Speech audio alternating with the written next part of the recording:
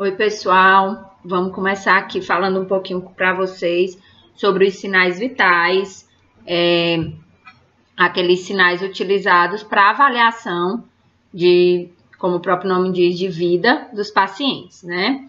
Nós temos 4 sinais vitais que classicamente são avaliados em todo paciente. Então, toda primeira avaliação, o paciente chega para uma avaliação médica, uma avaliação numa emergência, esses sinais vitais, eles deverão ser avaliados. São eles a nossa temperatura corporal, a nossa frequência respiratória, o pulso, que vai nos dizer a frequência cardíaca, e a pressão arterial. Eu vou dividir essa aula em 2 momentos, para ela não ficar muito longa e a gente não se estender. Então, nesse primeiro momento, eu vou falar para vocês de temperatura corporal, frequência respiratória e o pulso na avaliação da frequência cardíaca. E em outra aula, a gente vai falar sobre pressão arterial. Nossa temperatura corporal, pessoal, a primeira coisa que eu queria lembrar para vocês é que a temperatura corporal ela é diferente da nossa temperatura cutânea. Às vezes eu posso pegar na minha pele e tá com a temperatura um pouco aumentada, mas isso não é o mesmo, não quer dizer que a temperatura corporal esteja aumentada. Uma coisa bem importante a respeito da temperatura corporal, pessoal, é que ela permanece quase que constante durante a nossa vida. E isso ocorre graças a um centro termorregulador lá no hipotálamo. Independente de eu estar aqui no Ceará, lá em Sobral, para quem for de Sobral, ou de eu estar lá nos Alpes Suíços ou estiver esquiando, a minha temperatura corporal ela vai variar dentro de uma normalidade. Isso acontece graças a esse centro.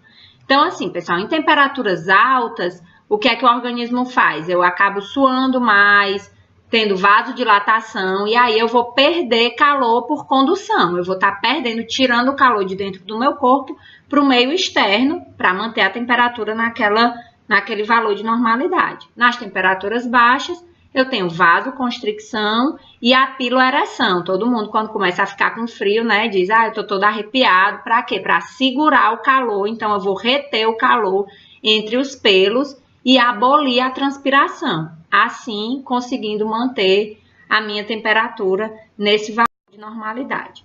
E qual é a variação normal, pessoal, da temperatura de acordo com o local de verificação? Então, a primeira coisa também que eu queria falar em relação a isso é que a nossa temperatura ela vai variar de acordo com o local de verificação, já que eu vou estar, é uma medida indireta da minha temperatura que eu estou fazendo, da minha temperatura corporal, eu estou fazendo através de medições externas. Então, na minha região axilar, a minha temperatura ela varia de 35,5 a 37, ficando numa média entre 36 e 36,5. Na região bucal, eu tenho uma variação entre 36 e 37,4. E na minha região retal, se eu fizer uma avaliação da minha temperatura pela região retal, eu tenho uma variação entre 36 e 37,5. Vocês podem perceber que nas regiões bucal e retal, a minha temperatura gira em torno de 0,5 graus Celsius a mais do que a minha temperatura axilar. Hoje em dia, nós temos outras formas de verificar a temperatura, como pela membrana timpânica, na artéria temporal, temos termômetros mais modernos, e esses estão sendo cada vez mais utilizados na pediatria, nos Estados Unidos isso já é muito utilizado, e aqui no Brasil cada vez mais também, talvez alguns de vocês já tenham até tido contato com isso. E qual é a técnica, pessoal? Para eu verificar a temperatura axilar com o termômetro que eu tenho acesso em qualquer lugar que eu for, um termômetro barato, uma forma não invasiva de verificar minha temperatura axilar, que é o que vocês vão aprender aqui no LH1. Primeiramente, pessoal, eu vou explicar o procedimento. Qualquer procedimento que vocês forem fazer a partir de hoje com outra pessoa, em outra pessoa, a primeira coisa que vocês têm que fazer é explicar para o paciente o procedimento que vocês vão fazer. Depois eu devo limpar o meu termômetro com álcool, já que esse termômetro é utilizado em mais de uma pessoa. Verifico o nível de mercúrio, então vocês vão ver o termômetro, aquele termômetro com coluna de mercúrio, em que eu vou verificar o nível de mercúrio, se ele está no nível mínimo. Para isso a gente balança um pouquinho, a gente vai mostrar isso para vocês no dia da aula. Limpo a axila do paciente, às vezes tem algum resíduo de sujeira, de desodorante, de cremes, então eu devo limpar a axila com qualquer tipo de material, de preferência um papel toalha. Coloco o termômetro no oco axilar, espero de 3 a 5 minutos, em idosos a gente pode até ter que esperar um pouco mais. Faço a leitura depois desses 5 minutos, faço a leitura e interpreto o valor e explico para o paciente o resultado. Mas, professora, e como é que eu vou explicar o resultado? Então, a interpretação dos valores da temperatura corporal a gente vai ver aqui abaixo. Eu considero que um paciente tem febre leve quando a temperatura dele está entre 37,3 e 37,5. Considero que ele tem uma febre moderada quando essa temperatura está entre 37,6 e 38,5, e que a febre é alta do paciente se a temperatura for maior que 38,5. Agora vamos passar para o segundo sinal vital, pessoal, que é a nossa frequência respiratória. A frequência respiratória, ela nada mais é que o número de incursões que a parede torácica faz em 1 minuto. Ou seja, a primeira lição, a frequência respiratória deverá ser avaliada em 1 minuto e não em 15 segundos multiplicado por 4, 10 segundos multiplicado por 6. E, pessoal, eu sempre devo usar algum artifício para que o paciente não perceba que nós estamos verificando a sua frequência respiratória.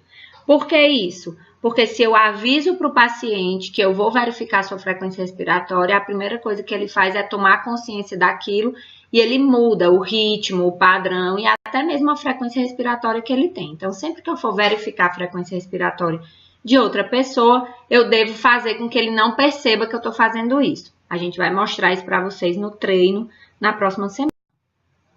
E aqui os valores normais, né, de frequência respiratória. Esses valores, pessoal, de normalidade, eles variam um pouquinho de uma literatura para outra, mas na literatura de vocês, o valor que está considerado de normalidade é entre 16 e 20, ou seja, se eu tenho um paciente com uma frequência respiratória de 16 a 20, ela é considerada normal. Se essa frequência está abaixo de 16, eu considero que o paciente tem uma bradipneia. Bradipneia significa frequência respiratória abaixo do normal. Se a frequência respiratória estiver acima de 20, eu considero que ele tem uma taquipneia, ou seja, uma frequência respiratória alta. Vocês vão perceber a partir de hoje que algumas nomenclaturas novas vão aparecer para vocês. Então, tudo que tiver esse prefixo brad, vocês vão considerar que está abaixo do valor da normalidade. Bradipneia, bradicardia, tudo que tiver esse prefixo TAC significa que está acima do valor de normalidade. Então, não quero mais ver ninguém falando que a frequência respiratória está baixa ou está alta. Eu quero que você diga que a pessoa está com bradipneia ou taquipneia, ok? E agora vamos passar para o nosso terceiro sinal vital, terceiro e último dessa aula, em que a gente vai falar de pulso e, na verdade, o pulso avaliando a frequência cardíaca. Em outro momento, vocês vão ter a oportunidade de aprender a localização, como avaliar cada um dos pulsos, nossos pulsos periféricos e centrais. Aqui a gente só precisa falar para vocês que nós dividimos nossos pulsos em 2 grandes grupos, que são os pulsos periféricos e os centrais, e o objetivo de hoje da aula do LH1, né, do primeiro semestre, é que vocês aprendam a identificar 2 pulsos periféricos para que consigam tanto contar a frequência cardíaca do paciente, como na avaliação da pressão arterial. Então, pessoal, para aferir o pulso, para verificar o pulso radial, você vai primeiro pedir para o paciente estar com o punho ligeiramente fletido e voltado para cima, assim como está mostrando aqui na imagem, tá certo? Então, o paciente está com o punho ligeiramente voltado para cima. A artéria radial, pessoal, ela situa-se entre o processo estiloide do rádio, então lembrando aqui as aulas do LNF, processo estiloide do rádio e o tendão dos flexores. Nessa localização, vocês vão encontrar o pulso radial. tá? Todo mundo agora assistindo a aula pode estar procurando onde está o pulso radial. Sempre, pessoal, eu devo utilizar as polpas do meu dedo indicador e médio. Nunca procurem o pulso com o polegar, pois o polegar ele tem uma pulsação um pouco mais proeminente, você pode confundir a pulsação do seu dedo com a do paciente. Então, atenção aqui para a imagem abaixo, mostrando o médico identificando o pulso radial da paciente aqui entre o processo estiloide do rádio e o tendão dos flexores. E assim como na frequência cardíaca, eu devo contar a pulsação em 1 minuto para dizer qual foi a frequência cardíaca.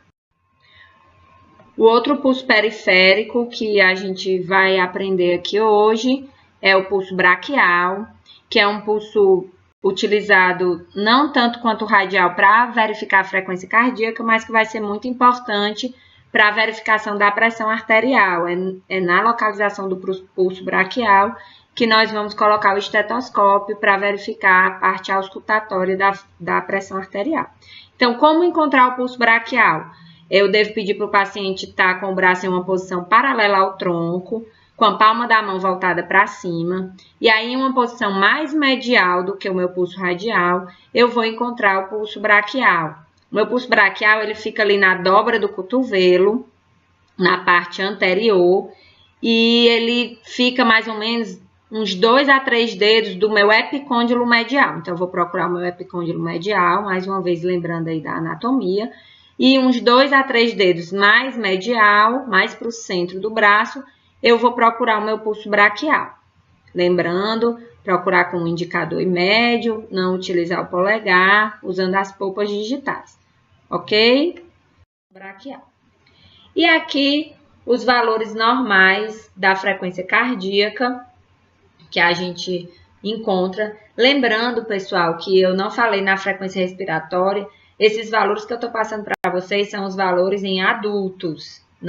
Para criança, recém-nascidos, a gente tem valores diferentes. Os valores que eu estou passando para vocês aqui nessa aula são os valores normais para adultos. A frequência cardíaca normal, ela tem uma variação um pouco mais ampla do que a frequência respiratória, ela varia de 60 a 100 batimentos por minuto, sendo que se o paciente está com frequência abaixo de 60, ele é considerado bradicárdico, ou seja, eu tenho uma bradicardia, aí o prefixo brad aparecendo mais uma vez. Se eu tenho uma frequência cardíaca acima de 100, ele é considerado taquicárdico, a frequência cardíaca está alta. Esses valores, como eu falei, eles podem mudar de acordo com a idade e às vezes também de acordo com o condicionamento físico do paciente. Os pacientes, os atletas, eles tendem a ter uma frequência cardíaca um pouco mais baixa e isso vai ser considerado normal, mas não é o objetivo da aula, então não vou ficar me delongando em relação a isso. Agora, pessoal, é hora de treinar.